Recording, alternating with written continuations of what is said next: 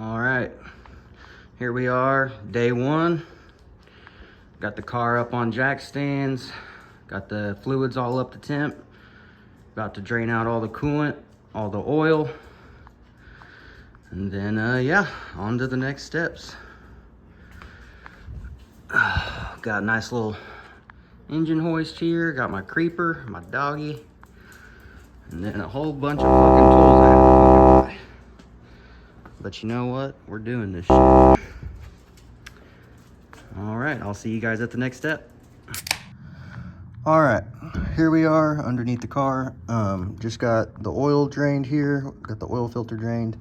Just a heads up, you will need a good oil filter wrench because the cheap ones don't work worth a fuck. Coolant is drained. Making my way up here. So, on the right-hand side of the vehicle, passenger side, on the very corner, you will see this plug here that has an X pattern on it, or plus sign, whatever you want to call it. You are going to loosen that, and then once you do that, the coolant is going to drain directly out of this hole right here. Go ahead and remove your coolant cap, reservoir cap, so everything can drain out nicely. And make sure you got you a nice little catch here with a funnel preferably. So on to the next step to remove the water pump hoses, and we'll see you there.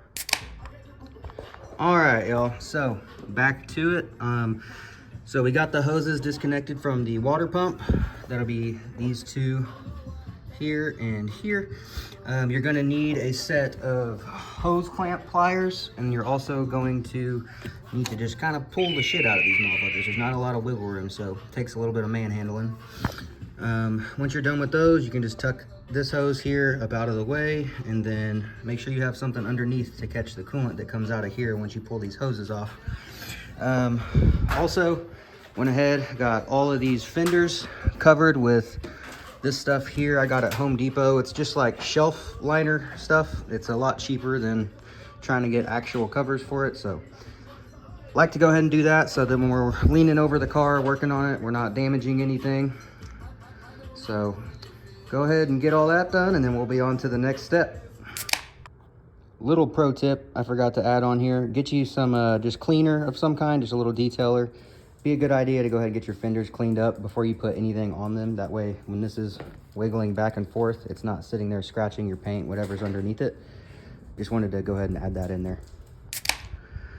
All right, y'all. So since the last talk, we have removed the hood and the battery. I'm gonna go over that with you right now. So for me, y'all might be different, but for me it was 10 millimeter for this, for the positive terminal, 14 millimeter for the negative. Now you do, when you get this battery, also this piece right here, there'll be a little battery tray holder that is also going to be a 14. And then to get the battery out, it does take a little finagling. You kind of have to lift it up from this side and get it at an angle so it'll slide out this way, and you kind of have to push this back a little bit in some cases, but other than that, pretty straightforward. And then for your hood, there are 4 bolts. You have one here, same thing on the other side, one here, one here. You can do this by yourself. If you do it by yourself, I would have something to support the hood while you're doing it. Also, you need something, be very careful right here, because it will drop down and it can scratch stuff. So make sure you have a good grip on it when you get those bolts undone, and it'll come right off. I have got it over here wrapped up in a blanket. This is what I suggest to do, and then store it somewhere safe until you get your project complete. There's the little puppers, and we'll see you at the next step. All right, up next we're going to be removing the air intake. If you have a stock intake, I have a Veraram, you will have a bolt here and a bolt here. Mine just has these little clamps here that I just pop off. And then you're going to have clamp. You'll remove this, pull this from the throttle body, and it will come right out. We'll see you right after that. All right, welcome back, guys. We got the intake removed. So when you're removing, I said about the bolts, you also have a sensor, mass airflow sensor, and there's also this thing here this is also bolted into your intake. I just use an adjustable wrench to get it loose. Something I want to note. So don't be like me. Whenever you take this off, this hose is extremely fragile, as you can see. So be very careful when taking this off not to bend it, because you will end up like me. So got all that taken care of, and we are going to move on to... All right, so we got the intake shroud and intake removed. Mine was just kind of dangling in there. Normally you'd have bolts holding yours in, 2 on this side, 2 on this side, and then there's a couple clamps here at the bottom. You have to get underneath the car to fully remove it. There's also 2 hoses, transcooler lines, running through the shroud. I am going to be replacing these as well as the transcooler, so I just went ahead and snipped them just to get them out of my way real easy. If you plan on keeping these, you have these clamps here you got to unbolt on here, and then pull those hoses through the shroud so that you can pull it up and out.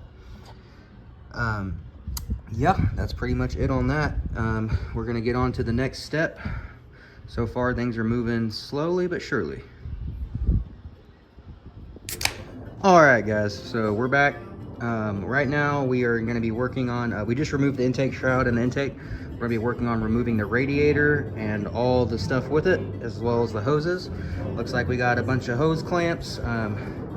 Be nice, get yourself a nice set of hose clamp pliers. Makes life a lot easier. And then yeah, we'll get to this and get back to you on the next step and let you know how this goes. All right, what's up everyone?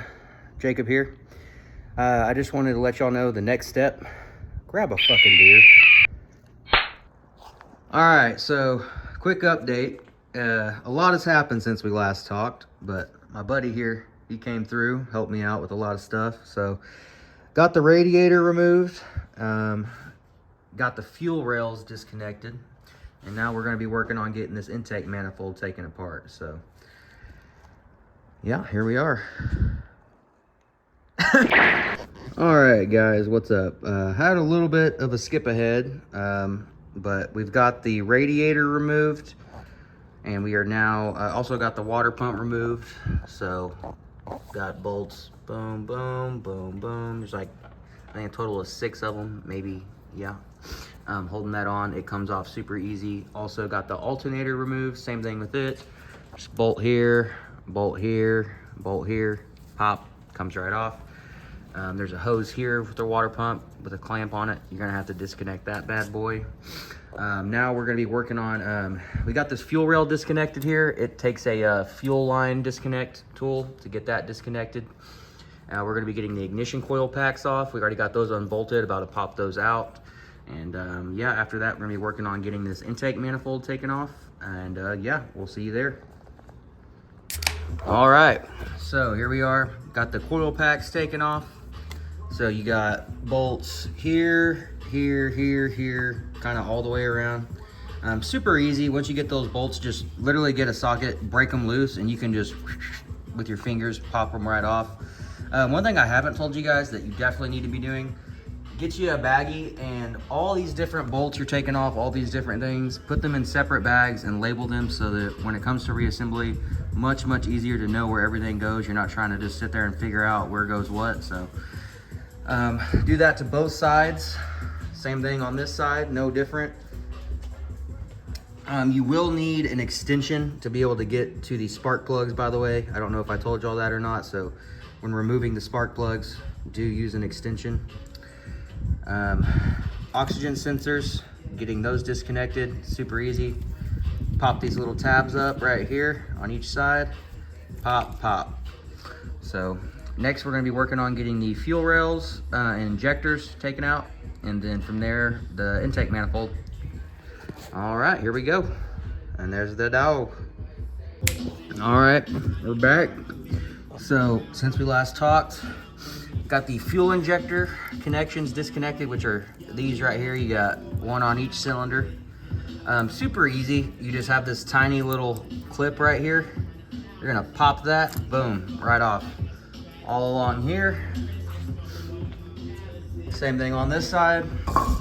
Pop, pop, pop, pop. Get those taken out. Also, mass airflow. I'm sorry, not mass airflow, throttle body connector sensor, and this sensor here. So yeah, once you get all those disconnected, from here we're gonna be working on getting these fuel rails taken off, pop, pop. And yeah, we'll see you there. All right, so got the intake manifold bolts disconnected. So you have 5 of them. There's one here, here, here, and they're here, and there's one in the very back, and there's 5 on each side. So 5 here, 5 there. So this back one, as you can see, once you want to go ahead and get it loosened up with like a small wrench, something you can fit back here, because there's not a lot of room. It will hit the cowl, so you cannot pull it straight up and out. So go ahead and get all of them disconnected on this side. Also go ahead, get all of them disconnected on this side. Same situation here. 1, 2, 3, 4, and then the 5th one in the back here. Cannot pull it out completely because it hits the cowl. So what you're gonna have to do, once you get those unbolted, you're going to, as you can see, the manifold here, it's loose.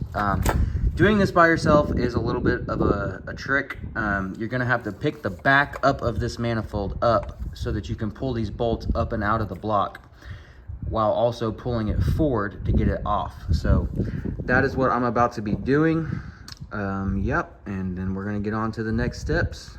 Where's the dog? Dog update. Puppers. Dog update. All right, so got the intake manifold removed. By the way, nice to get you a little baker's rack, put all your shit on. So once you get all those 5 bolts I was telling you about, this side, you're gonna get, what I did is I got a little pry bar to get underneath the manifold, pry it up a little bit, and then get some pressure. Doing this by yourself really is kind of hard because, so these 2 bolts I was telling you about that don't come out past the cowl, to get it up and out, you really need someone pulling on this bolt on this side to keep it up and out of the block, while you are on this side keeping this bolt up and out of the block, while also giving forward pressure to get it up and out. Also, you're gonna be like, what the heck, all the bolts are out, why is it still tugging? There's 2 hoses on the very back. One, hold on, I'm gonna get there. Let me come over to this side. Anyway, I'm gonna point to them. You got this big guy here and this little guy here. Hose clamp here. Go ahead and get that hose clamp popped off. Pull this off the back of the intake. Pull this off the back of the intake. Once you do that, it should just slide right off. Obviously, if you feel any tension, look around both sides, make sure there's nothing tugging, no connection still connected. Once all that's done, yeah, go ahead and pull your manifold right off. And then from there, we'll be on to the next step. We're doing it. All right, so got the intake manifold removed. There is a little hose here that wraps around that you'll get disconnected. There's 2 10mm bolts here and here. You'll use the 10mm ratchet, get those popped off, boom, boom. And then, yep, we'll be on to the next step. All right, we're back. Up next, we're gonna be removing the headers. We're gonna have some 13mm bolts all the way back, both sides, get those unbolted, and then we'll be moving on to the next step. All right, so got all the header bolts off on both sides. This side's pretty easy, straightforward, just 13mm and a wrench. This side here, you're gonna have this line here that runs back to your intake back there. I just pulled it out of the way because it was kind of in the way of trying to get some wrenching in here, so it'll be all on the way. Just pull it up out of the way. This piece right here will swivel so you can twist it and get it out of the way. So yep, on to the next step. All right, so go ahead, once you got all those header bolts removed and everything, undo your coolant temp sensor right there. All right, so got the wheels removed on both sides, got those set over there. Up next, we're gonna be taking the upper control arms, disconnecting those. So bolt here, bolt there, bolt there. Gonna go ahead and undo those. Those are gonna be a 15mm.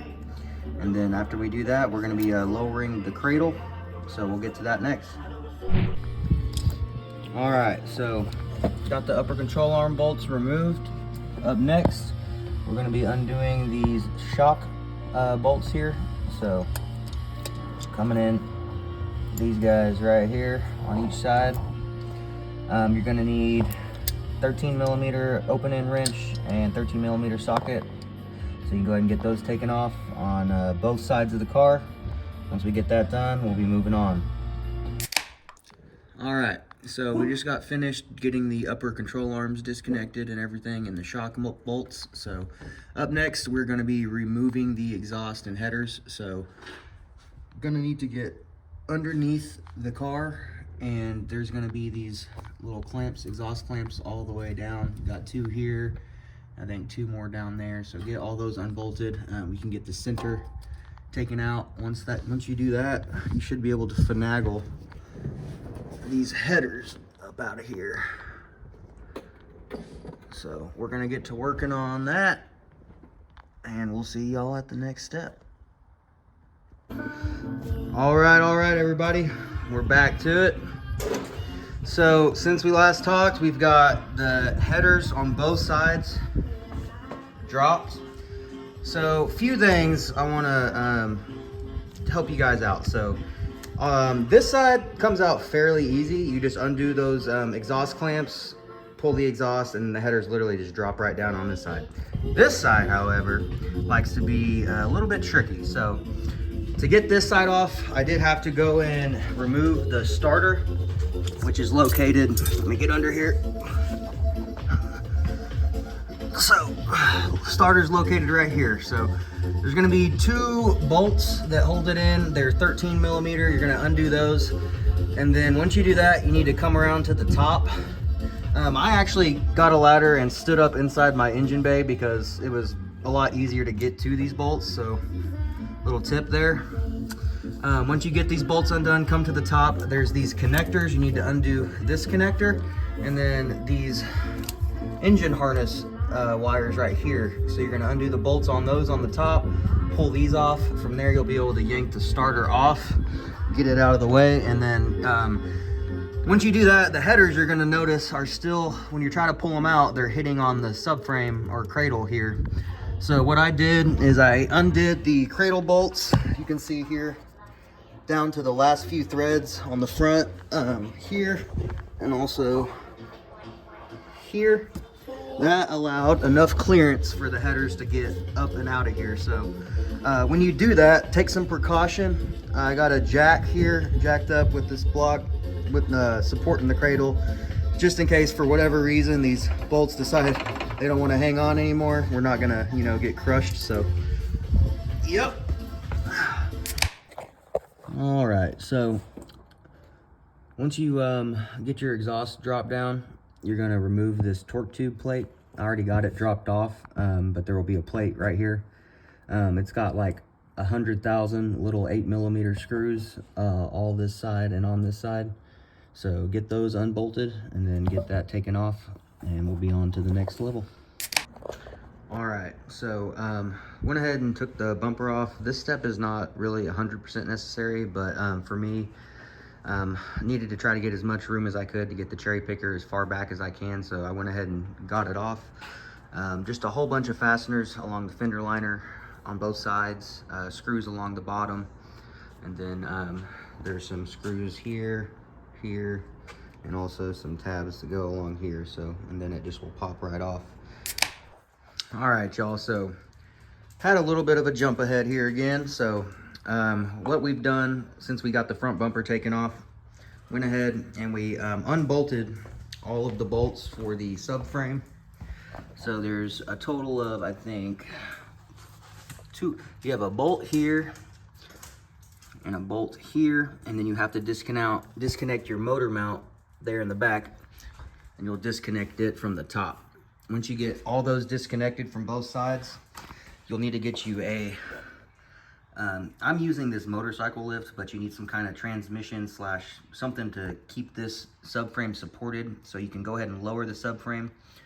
Before you do that, make sure that you have some support here on the engine, so make sure you get this hooked up. And then, yep, now we're going to be trying to get the torque tube disconnected. Step one of that, get underneath the car here. So go ahead and you're going to remove this inspection cover here. And there is, it's going to be kind of hard to see. Let me get a flashlight. Let's see here. Okay, so there is, it's kind of hard to see because there's not a lot of light. You should get a flashlight. But this here, there's a clamp basically inside of here. And I know it's hard to see, but it's a little hex head. And what you're gonna have to do is you're gonna have to spin the motor until you get this hex head facing downward so you can get a T55 bit inside of it and loosen it, and that'll undo that clamp. And then we'll be working on unconnecting the rest of these bell housing bolts, and we'll get back to you when we do that. There's a little dog update. All right, so as you can see, we kind of jumped ahead here, but success. So after we were able to get the subframe, all the bolts undone, we got the subframe, got it dropped pretty much all the way to the floor. I have it up a little bit right now from pulling the motor, but it was pretty much all the way on the floor. You have bell housing bolts that are going to be bolted up on your here when you go to disconnect your drive shaft. So you're going to unbolt all of these bolts. The top one is going to be a little bit of a bitch to get to. That's why you drop down the engine before you pull it out with the subframe and everything, so that you have access. Once it's dropped down all the way, you'll be able to reach the top bolts to get that disconnected. Once you get all that disconnected, you're going to have somebody, it helps to have a pry bar. You're going to pry on this while also pulling forward with the engine. Make sure nothing is connected still. You do have to go ahead and remove your AC compressor. Make sure you get that removed. And then, yep, once you get all that disconnected, you're going to be pulling the engine forward to get it, because this little input shaft is still going to be in the back of the engine. So use a pry bar, and also with your cherry picker, pulling forwards. Make sure you're not hitting anything. Keep a close eye on everything, because it's very easy to fuck something up.